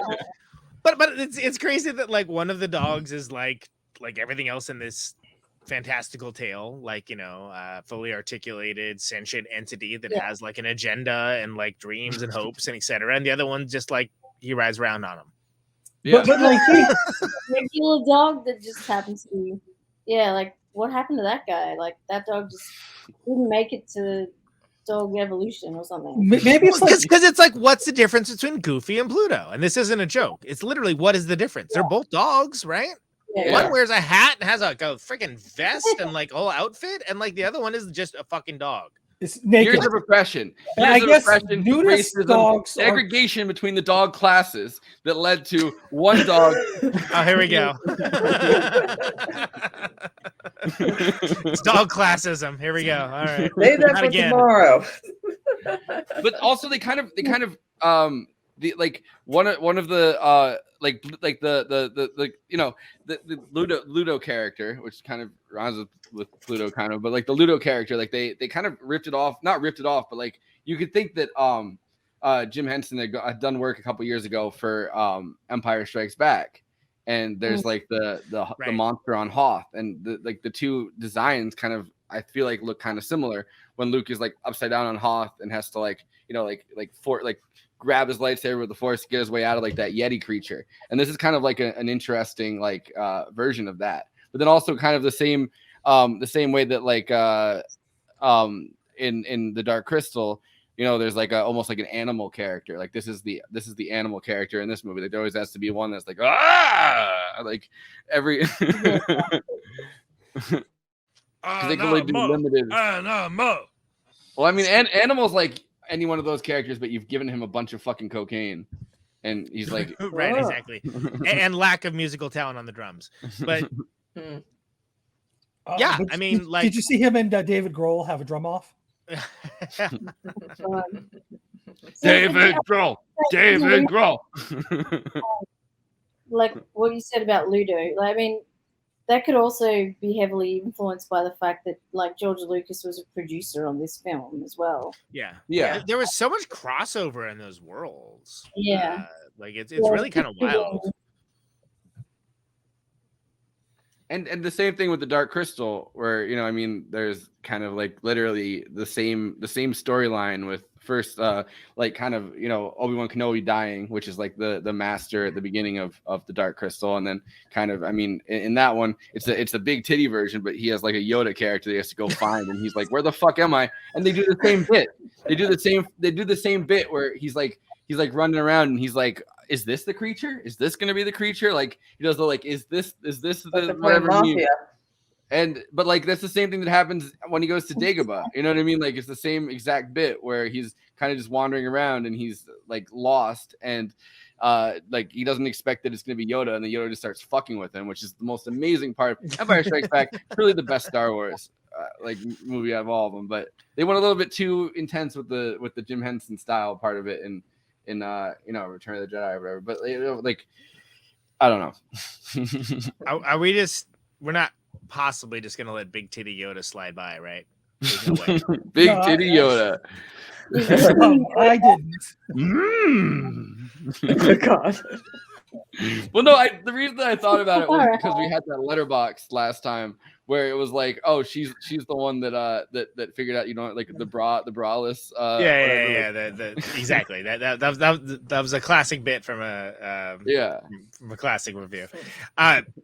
Yeah, no, but I guess like hammering home, so to speak, the original point, like the creative crossover between like the world of like LucasArts at that time and Star Wars and so on and so on, and the Hensonverse, as articulated through Dark Crystal and Labyrinth. I mean, that was all the same people worked on the same things because that's where all the cool shit was happening. Yeah, everyone was wanting to do 80s fantasy films. Like when I think of 80s films, besides teen films, I always think of like those. And that's why we're doing this whole month, because it's I was gonna say winter, all these 80s. Omicron surge. Fuck that. Let's just like watch a bunch of fantastical. Omicron. By the way, Jim Henson sounds way more. I mean, maybe because the voice is a little bit up, I think, on that one, but sounds way more like Kermit in that one. Because last time he was like, all right, let's really kind of get this. And this one, he's like, all right, let's really try to get this whole production together. I just want you to. I'm really thinking Yoda, but with tits. Well, there's the big pendulous breasts. I didn't grab it, I guess, but I'll put it on Twitter later. There's the video of them talking about David Bowie's codpiece that was originally by Brian Faust. Like that guy had designed like a giant... it wasn't real. No, but like so the original design for it. Wait, this is the first time we've discussed this. We need to discuss this with alacrity and with the honor and respect that it deserves. Can we talk a bit about David Bowie's crotch, please? So only the original designs, there was this codpiece that Brian Henson and Forrest clearly kept getting bigger and bigger and bigger. So like it was going to be like this grotesquely large just dick sticking out of the Goblin King, and I guess David Bowie saw that and like had his manager come up and be like, no, you're not, you can't do that. Like you can't have one that's that. I'm big. Doing a movie with like a 14-year-old. We can't do this. And it's fucked up with David Bowie. It's like when David Bowie's saying that's too far. Yeah, like when David. Have you seen that link I posted in the chat? Actually, shows you like how far David Bowie's willing to go with puppets, and it's pretty far. Are you referencing the private chat on the public show, Andy? Right now? Yes. Is that the thing you're doing? Okay. Yes. Well, Andy's off this show. Hint, Forrest, play the clip. I don't want to, because my internet's been really slow tonight. So I don't know if, I mean, do you really want me to play a clip that you put in the chat of David Bowie's? He posted it so much. I feel like he really does. I feel like he really. No, it's David Bowie performing on Saturday Night Live, where his head is Bowie and his body is a puppet, and he's doing. How long? This is gonna get taken down. I'm not talking about the dick. I'm talking about the clip. That's gonna get taken. That's gonna get taken down. We have to edit the whole episode. So I don't. Yeah, you already have to edit the episode, don't you? I use the ones from the Henson. I'm hoping not. I'm trying this out and hoping not. I'm hoping not to stay up like a while tonight trying to wait for this to export. But don't we gotta do Letterboxd? Yeah, but we're not. I mean, we got all kinds of shit we need to do. That's why I'm like, we're adding more bits. All right. Show's been like 4 hours, and we're only just now getting David Bowie's package. So they added this package and the whole package, and I guess the manager was like, you can't do a pack, like he doesn't want to wear that anymore. Like, so they had to take it down to what it is in this, in the movie now. But it's interesting that it was that much bigger. And Jim Henson's reaction to it was, "Wow, that's terrifying, and a teenage girl would be absolutely terrified by a dick that big." Which shows you where his head is, and it's kind of in this like, fairy tales, not as a sexual thing, but fairy tales as like this almost like sexual awakening, I guess, and how terrifying it is to be an adult, and how much of a role that plays within your adulthood, and how someone maybe her age isn't ready for that. He's thinking of the overarching story, just like with Dark Crystal, which was probably a little bit harder to articulate because it's, so to speak, but like it's harder though. Especially considering the only like few humans in this movie. Yeah, but I think that there was a thoughtfulness behind that, and I don't mean to dominate the conversation by saying that, but like I think that like him thinking about that, like that tracks for me. Yes, I agree, Mayor of Media Town. Oh god, that's my buddy right there. It's the cornerstone of the universe. Yeah, it should have won an Oscar on its own. The Oscar goes to David Bowie's package. What kind of magic spell to use? Renee, go ahead. I'm sorry. Yeah, go. Just wanted to award the Oscar to his package. You remind me of the dick. What dick? What power? The power of the dick. Power of voodoo economics. Yeah, it's like also like as parents, like watching the film, being like, and their kids are still watching this dick flipping around, as much as the part about her, the character of her being with this guy with the dick. All these children are going to see this film and seeing the dick as well. The mums are loving it, but yeah, the kids maybe not so much. I mean, I saw this in the theater, and I very clearly remember my dad going, "Wow, sure is a lot of Bowie's dick in this." We were at that, and you said actually, his name was Hoggle. He wasn't wrong, to be clear. What's so funny is like my ex never saw Labyrinth. Oh wow. Yeah, I'm like, how would you never? He's like, I don't know anything about it. And I'm like David Bowie's not even package? accidentally. And he's like, no, and I'm like, he never saw Beetlejuice or ever Scissorhands. I'm like, what? Red flag. That's why he's your ex. Yeah, I'm like, exactly. What the hell, dude? Really? All right. Well, I gotta figure out what kind of magic spell to use. What kind of magic spell to use? Hey, so this bit is called Letterboxd One-Liners, and this is where we take the many reviews off of letterboxd.com, a place for film, the only social media network that is any goddamn good, if you ask me. Bottom-up democracy. You don't have to be Shallot. You don't have to be Ebert. Everybody gets their say. People say things that are pithy, that are unique, that are funny, that are bizarre. And I collect them all. Gotta catch them all. And present them for everyone's amusement and commentary on this show, Movie Night Extravaganza. Movie Night Extravaganza on Letterboxd is Forrest. I'm Conan Neutron. J. Andrew World's on there. Everyone is on there. I'm not going to do that till later. I forgot. I need to pre-record this bit because I forget about it when I'm drinking. Letterboxd. Let's do it. You collect them much like David Bowie collects crystals. I do. It's all the goblins. Weird movie. But if Jareth came up to me and said to fear him, love him, do as he says, and he would become my slave, my parents have to report me missing the next day because I'd be in the castle getting that goblin dick. Wait, only 3.5 stars? But 3.5 stars! I know. What the Also, she said, or they said getting that goblin dick and not goblin that dick. A lot. Man, she should have said I'd be in the castle goblin that dick.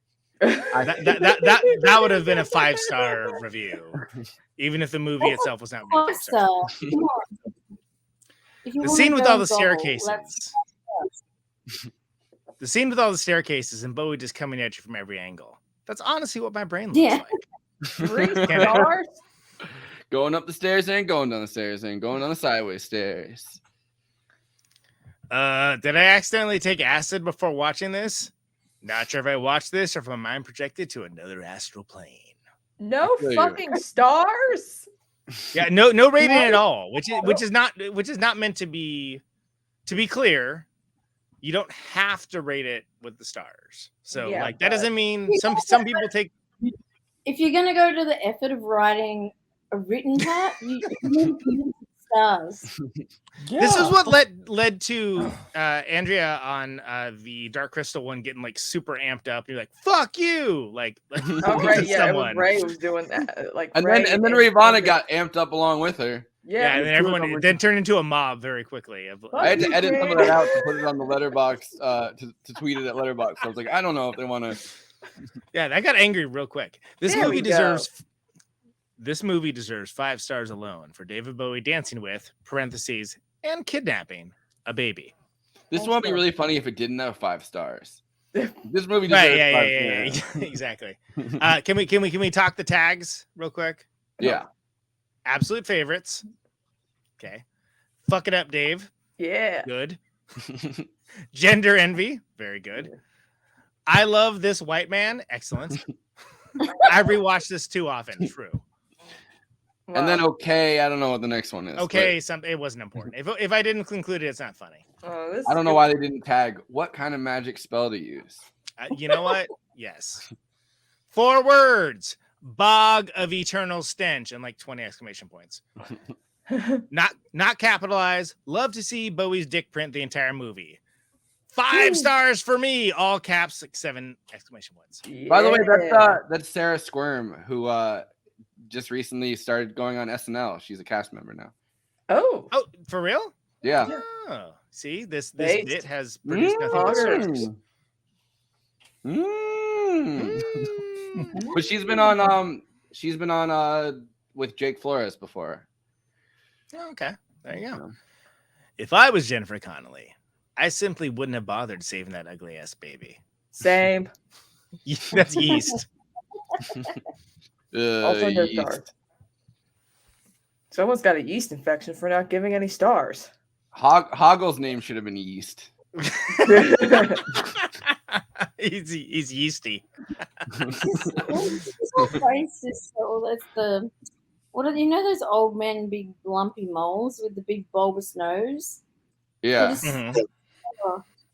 Bad.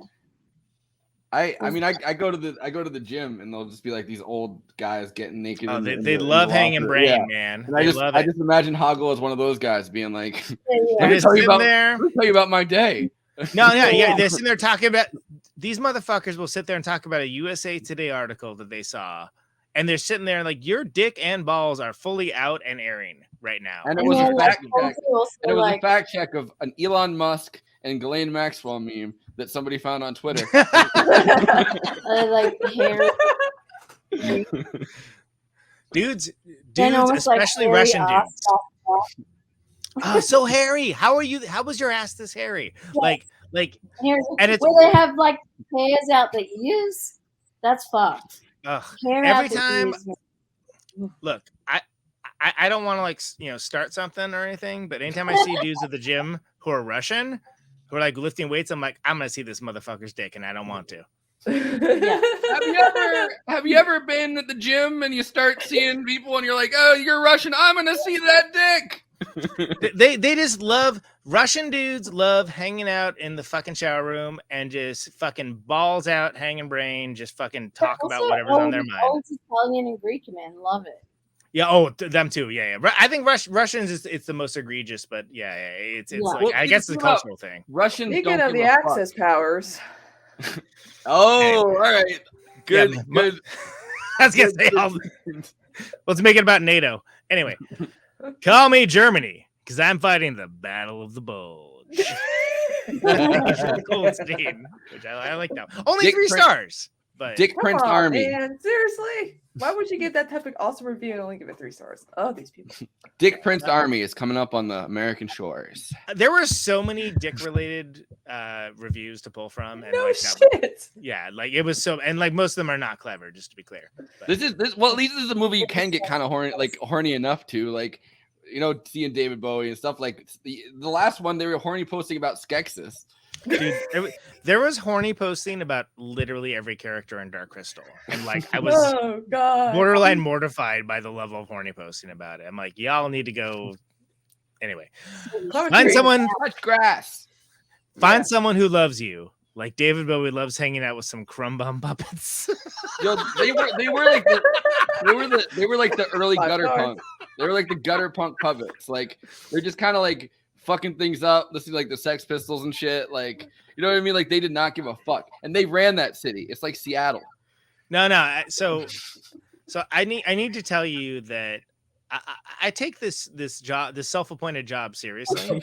Finding these, like, I really put effort into it, and I put effort into like not just like what I like, but I think will be like a good discussion or like funny or interesting, right?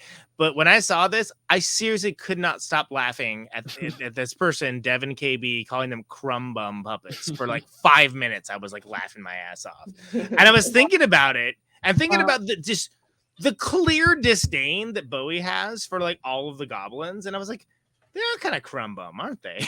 Well, they're like his younger brothers, right? Like he's surrounded by like an army of just these weird younger and younger, I guess younger sisters too, but like mostly like younger brothers that are just fucking things up, and he's bored as shit, and nothing's happening within, you know, like the Goblin City. They kind of run it. I got another baby again. Yeah, exactly. So, why? Why? And I didn't watch this movie that way necessarily before like listening to Bowie talking about it, but then having him be like, no, like he would have been a guy that was just like hanging out in Soho, was having a fun time being like bohemian and shit, but he's stuck being like the Goblin King, and he's good at it, but like it's fine, it's a job, and it's lost his luster.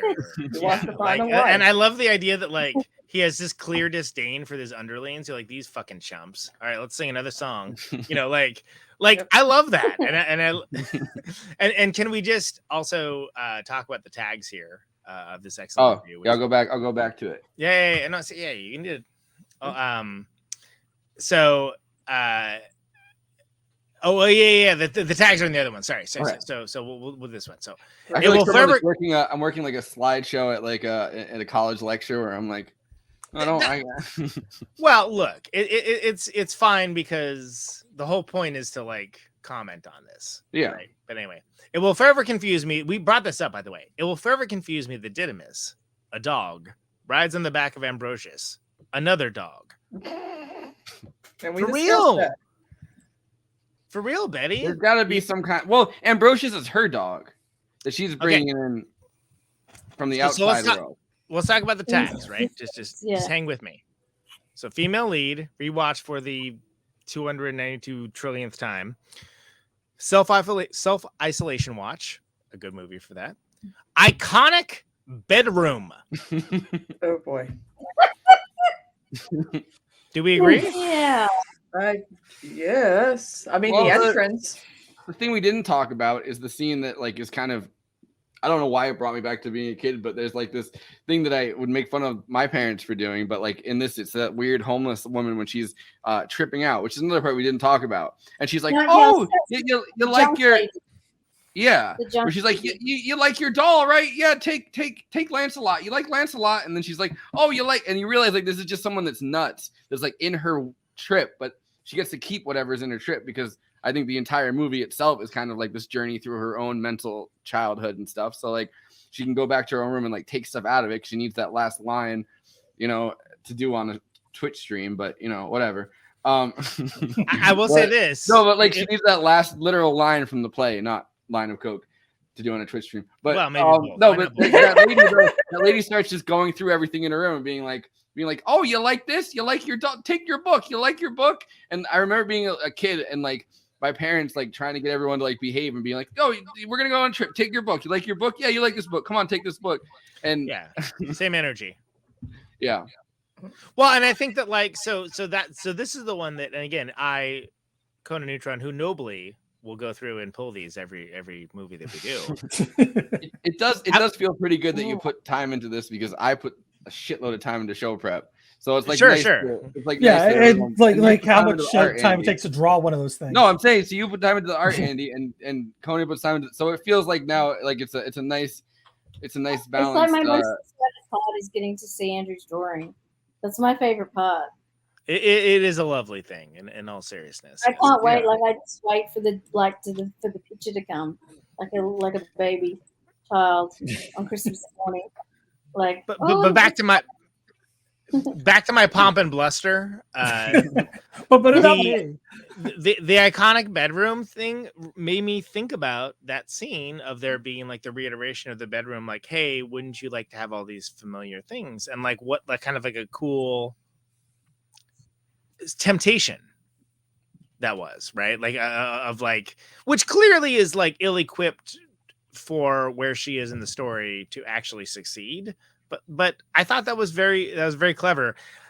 Well, as a dude, she needs the one thing. She needs the exactly. And the woman's distracting her the entire time, which is why you don't let a townie with a shopping cart into your house.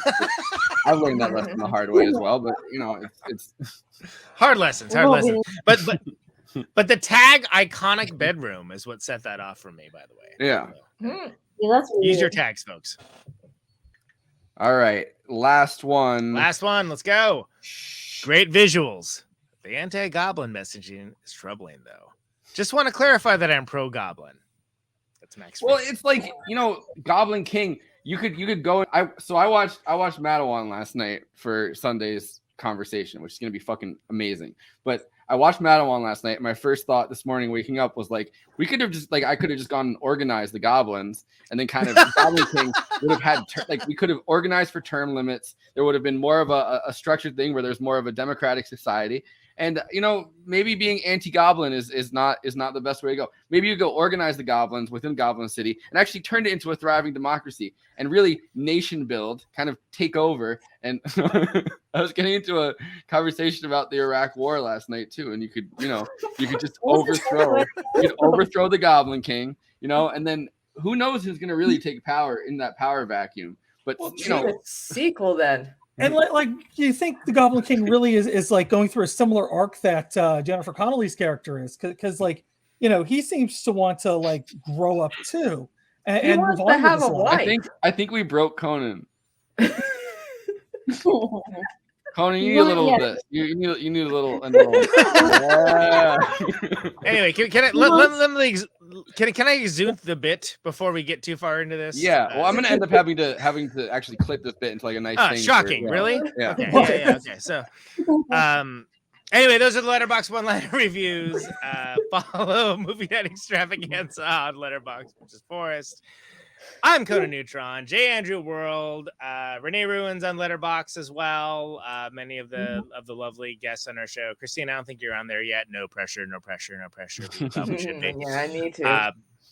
And of course, follow the show. Yeah, boy, that was a lot. Okay, I think I'm still stuck in the Crumb Bum Puppets. By the way, like Crumb Bum Puppets. I got this intel that says that the Goblin King has weapons of mass destruction. So for me, I'm going to give you insider information about this, which is the internet's favorite bit from this show, which is that I pull them. Forrest chooses the order, right? And like what he chooses as the top one isn't always what I would pick as the top one. But I just go with whatever order you send them to me in. Oh, really? Is it really? Yeah. Okay. So if you want to send them to me differently. I would have ended with the Crumb Bum Puppets because I I was laughing What for, I kid you crumb not, at least 5 minutes because I was like, they are kind of crumb bum puppets. You know, they're like these fucking dicks. Like, what are they up to? Hassling chickens? Fuck you. Let's talk from now on about an order, I guess. Okay.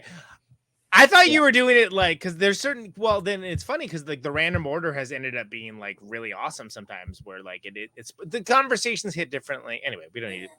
We'll talk about in the private chat that Andy always talks about. They're gas station puppets. They're like the puppets that are hanging out selling OxyContin outside of like a gas station. They're the puppets who are buying alcohol for the homeless guy behind the grocery store. Yeah.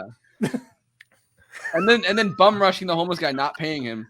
Just fucking the homeless guy up, and you're like, Jesus Christ! And then for the Goblin King has to appear and be like, "Don't worry, you can have this $5 bill if you don't mention this to anyone." And then yeah, no wonder he's sick of doing it.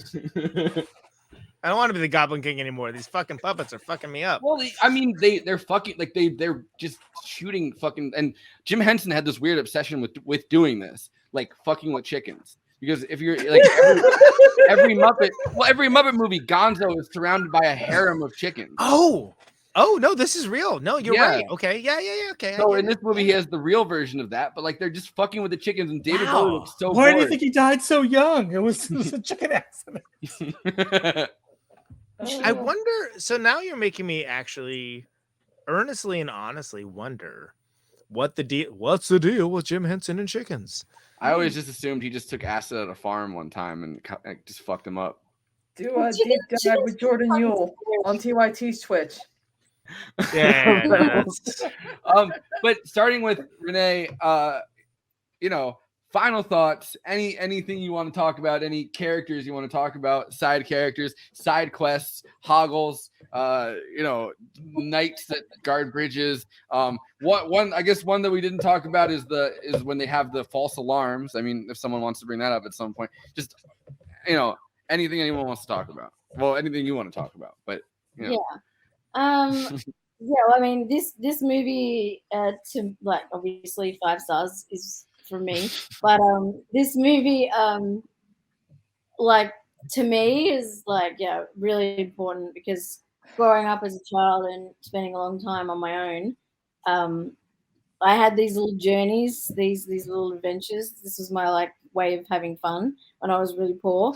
So I would like find a dress at the op shop and stuff and like read books and pretend this shit was happening. So when this film came out, like I was obsessed with it because even though Sarah's acting is not great, it's like I wanted to be Sarah, and I even had that weird thing with Dareth, and I just loved that it was like it was like a movie that was like fantastical and weird and kind of for quirky kids, and like not something that was like the normal stuff that we're being spoon fed when we were younger. And it was like, wow, like there's these like it's kind of cool to be into this weird mythical kind of stuff, and then also. There's so many amazing artists, illustrator, and people who worked in this film work that is all throughout the film that is so iconic. I mean, even like just the MC Escher work alone, and the and then add David Bowie, and regardless of the codpiece, whatnot, it's just David Bowie and glitter, and like regardless or on top of, you know what I mean? Regardless, like I'm sure there's not much under it. So he probably needed it anyway, but you think David Bowie has a small penis? I do indeed. No, he doesn't. Yeah. Oh, 100%. He's not that tall. If that's your I feel like he definitely averaged or to lower if he did. I'd like to ask Iggy or Mick Jagger, but I was gonna say agree to disagree, but it's your time. Yeah. We're getting to the important topics. I've seen tighter pants than that. There's not enough going on there for it to be a big dick. I'm just saying. But no big dick energy. Bringing it back to our Murder Night Extravaganza wrap up. Yeah, with the big dick energy. Yeah. For me, it was just like an amazing film about freedom and just fun and everything about it I loved. Because it was a mixture of like the puppetry, the mystical stuff, then also art, and then also like illustrations. So for me, it was just all magic all round. Plus, adding Bowie in the songs, and even just like the silliness as well. I just love the absurdist stuff as well, like with the fireys and the kicking the heads around and all that. It was just like, it was the perfect child family film for a weird kid before that like kind of became a thing like it is now, where, numerous film companies put out films that are based for like little weird emo goth kids. And I think that was one of the first that kind of was a darker side of, the family adventure film. Yeah. Oh yeah. That's me. Yeah, no, it's a good summary. Yeah, like the next generation of those kinds of films was like Harmony Korine, which is not fun, not like a fun fantastical. Which we still haven't done one of his movies, but it's like, no, these kids have AIDS. Like, just so you Yeah, exactly. Where it's all bummer. Yeah. All goblins, no goblin king. Yeah, or 9. I don't know if you saw 9. Yes, I saw 9 there. Yeah, it wasn't a good film.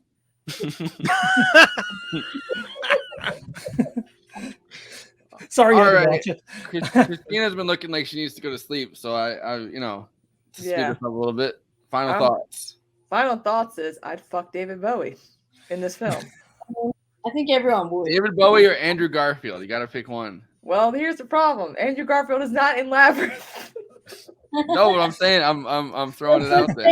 Oh, but she was Andrew in a heartbeat, but like, I mean, okay, what if Andrew Garfield played David Bowie? As like a biopic about the making of Labyrinth? Yes. Kristina would be permanently broken. Kristina would not survive that hour and a half long movie. As someone named Andrew Garfield attractive? Is this or is this a male thing? No, she likes Andrew Garfield. She's Andrew Garfield. Inside joke. But I mean, I love the film. It's it's. Is it inside if you tweet about it every 5 seconds? Yeah, is it inside if your like moniker is Mrs. Andrew Garfield? Probably not so much. Yeah. Okay. Like, it's not that obscure. Sorry, Kristina, but yeah. I love everything about it. In my opinion, it's a bit better than Dark Crystal, but agreed. Yeah, I remember watching this when I was younger and thinking, "Ooh, music! I like music. Yeah, let's go." But, like, not really understanding much about like why does that dude have like an anaconda in his pants? Like, 2 chains. Bad time to take a drink. Anyway. Yes. But also, too, Jennifer Connelly did a pretty good job, despite everything. Well, I guess I was going to say Jennifer because this is probably one of those films where they've actually put someone of the right age playing the person. Yes. Yeah. Yes. Whereas they don't do that now. So like back then, when you had someone who was young, they would actually be young. Thanks, Hoggle. Yeah. No, it's actually talked about. We were talking about Sarah Squirm earlier. Like a 15-year-old girl actually playing a 15-year-old girl, so the awkwardness comes out. Whereas now Renee, it's like the 15-year-old is 21. Yeah, Renee, all the high schoolers are played by 30-something-year-olds these days, and I'm like why? Like the first Spider-Man movie, but. Yeah. Yo, Tobey Maguire was straight up 32, I think, when he was playing. Dude, all these people and like these bitches are in high school. Like all of them are like in their 30s. I am but 16, and I'm Spider-Man. Just move on. Spider-Man's midlife crisis. I would rather see that movie than literally any other movie about Spider-Man in fucking high school because there's been like 17 of them and it's enough. And home. Anything with the word home in it. Actually, no, we're going to get Spider-Man Home Sweet Home before we know it. Yeah, Spider-Man homeschooled. Spider-Man homeschooled because of the pandemic. Look. Here's a point of fact. I know Andy will back me on this, but I don't need to hear from them to know that like there's more comics of Spider-Man in college and as like a young adult than there ever was in high school. Yeah. So it pisses me off that 80% of the movies are him fucking around in high school. Yeah, Ditko only did 15 issues, and like, and We're so most close to of the them end they here, were guys. Let's not get this far off track. But he finally started to control. I didn't invoke Spider-Man. That's all I'll say. I just spoke authoritatively about it. All right. But I would give this I'm the only one with a Spider-Man in fucking frame of my video. Is that something you want to brag about? You're goddamn right I will. That's a life ethos. But I would give this movie like 69 crystal balls. Yeah. Wait, hold on. I gotta give it There we go. 69 crystal balls. This You can is see my your new favorite dreams. bit. And And I hope it goes on for forever. I really do. All right, Conan, let's hear some final thoughts because I am getting old, on the stream, and This is my problem? no, I'm just saying, I'm trying to speed things up. What? No. The fucking disrespect on this show. Jesus. Oh! Hey, this movie is fantastic. And this movie is a pinnacle of movie night fantasia, not the least of which is because it not only creates a world that you get absorbed into, but manages to tell a story that you can look at different points in your life and get something different out of. As for instance, as I mentioned earlier, there were times that Jennifer Connelly's character, I was annoyed by her as why are you doing that? That's stupid. And then I realized this is a parable for growing up. Yeah. To a certain degree. I also love the fact that this is the rare example of a movie where like the protagonist is 100% to blame for the inciting incident. Yes. 100%. Directly, like there's no wiggle room here. Like she caused this to happen and then spends the entire film trying to like sort of undo it, but sort of like, but what if I didn't? And then also yada yada.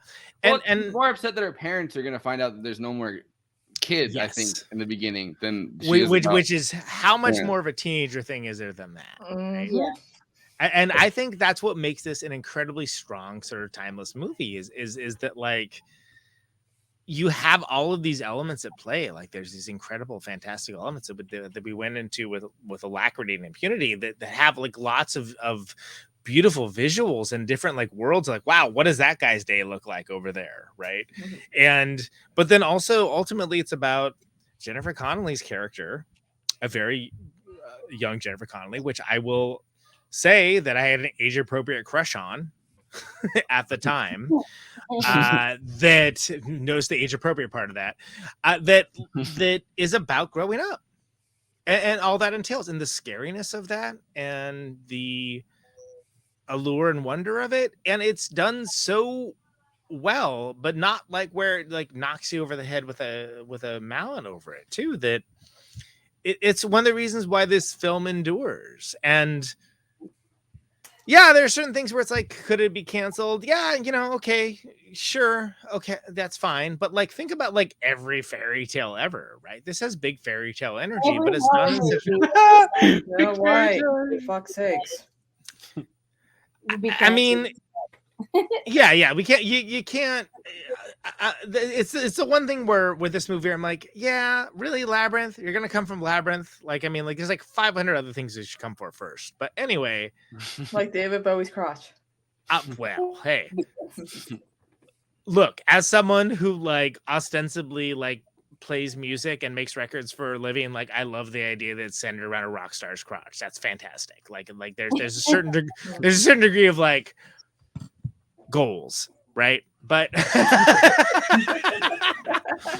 trying to remember who it was, but somebody was actually saying about like how rock stars have a swagger and stuff like that, and that's why women aren't good guitar players, which is bullshit, by the way. Well, you'll back me up on that one.